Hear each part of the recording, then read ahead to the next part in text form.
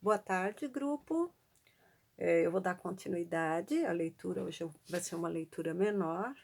Eu escolhi aqui. Escolhi não, né? Vou fazer da página 15 à página 18. Pedagogia da Esperança, Paulo Freire. E fica aqui o convite para quem quiser dar continuidade da página 18, enfim, né? Um outro trecho. Pode fazer, e vamos abrir aí para sugestões, formas de interação, e poderíamos começar a pesquisar os verbetes freirianos, tá bom? Então vamos lá. Em 1947, no Recife, professor de língua portuguesa do Colégio Oswaldo Cruz, em que fizera, a partir do segundo ano, o curso secundário, então chamado curso pré-jurídico, por especial favor de seu diretor, Dr. Aloísio Pessoa de Araújo, recebi o convite para me incorporar ao recém-criado Serviço Social da Indústria, SESI, Departamento Regional de Pernambuco, instituído pela Confederação Nacional das Indústrias, cuja forma legal lhe foi dada através de decreto presidencial. O convite me chegou através de um grande amigo e colega de estudos, desde os bancos do Colégio Oswaldo Cruz, a quem uma grande e fraterna amizade me prende até hoje, jamais abalada por divergências de natureza política.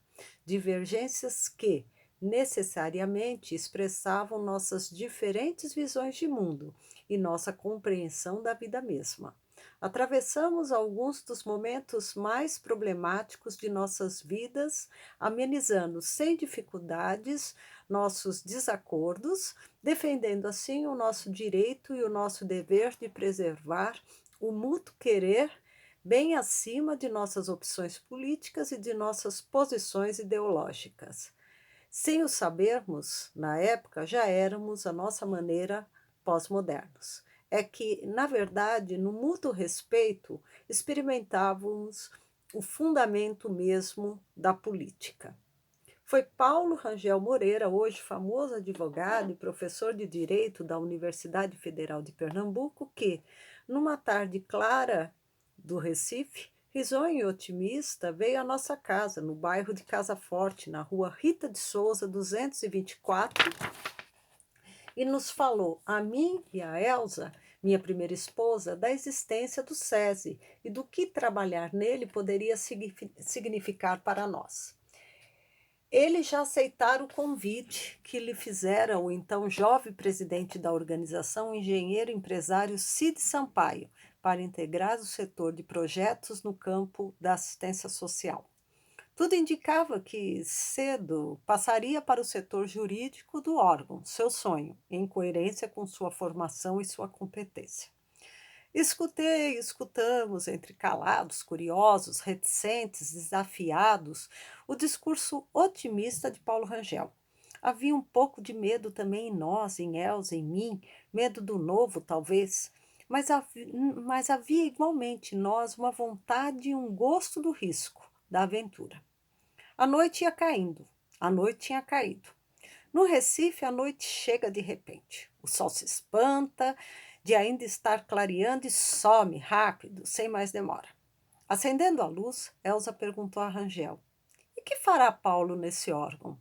Que poderá ele propor a Paulo, além do necessário salário, no sentido de que ele exercite sua curiosidade, se entregue a um trabalho criador que não o leve a morrer de tristeza, a morrer de saudade do magistério de que ele tanto gosta?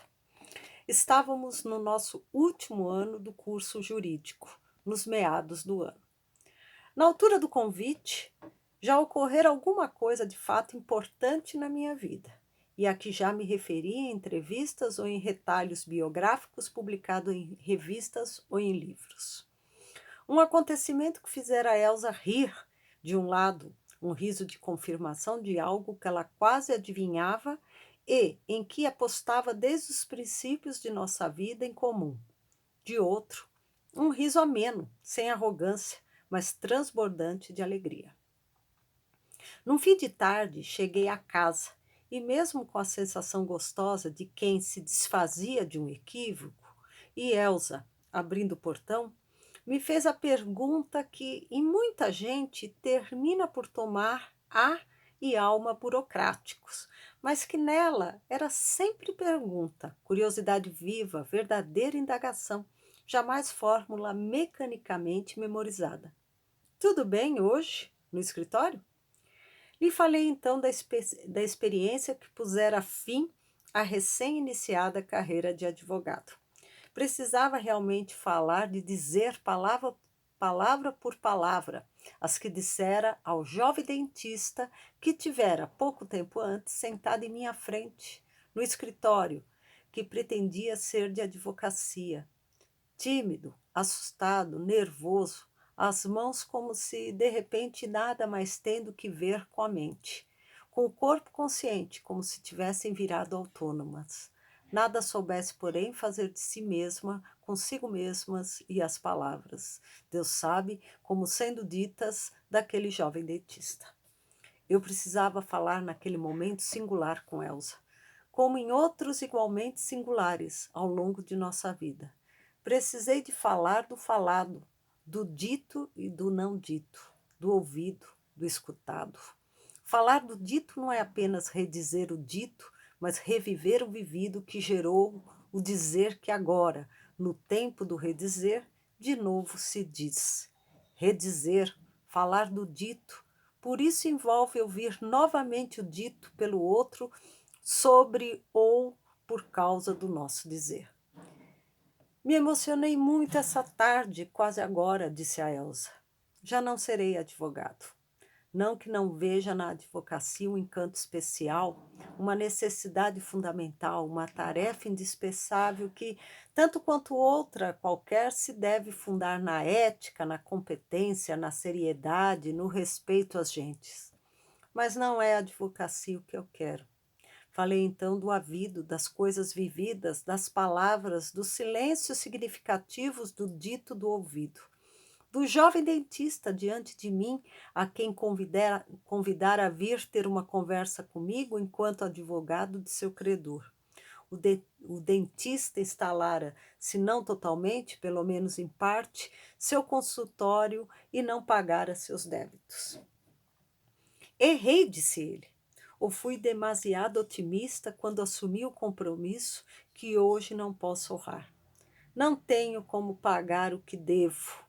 Por outro lado, continuava o jovem dentista em voz lenta e sincera. Segundo a lei, não posso ficar sem os instrumentos de trabalho. O senhor pode providenciar a tomada de nossos móveis, a sala de jantar, a sala de visita. E rindo, um riso tímido, nada desdenhoso, mas com humor do que com ironia, completou. Só não pode tomar minha filhinha de 1 ano e meio. Ouvi calado, pensativo, para em seguida dizer: creio que você, sua esposa, sua filhinha, sua sala de jantar, sua sala de visita vão viver uns dias como se estivessem entre parênteses com relação aos vexames de seu débito. Só na próxima semana poderei ver o credor a quem devolverei a causa. Mais uma semana, possivelmente, ele levará para conseguir outro necessitado, como eu para ser seu advogado. Isso lhes dará um pouco de ar, mesmo entre parênteses. Gostaria de lhe dizer também que, com você, encerro minha passagem pela carreira nem sequer iniciada. Obrigado. O jovem da minha geração deixou o escritório, talvez sem ter entendido profundamente o dito e o ouvido. Apertou calorosamente minha mão com a sua mão fria. Em casa, quem sabe, repensando o dito, tenha começado a compreender alguma das razões que me levaram a dizer o que eu disse.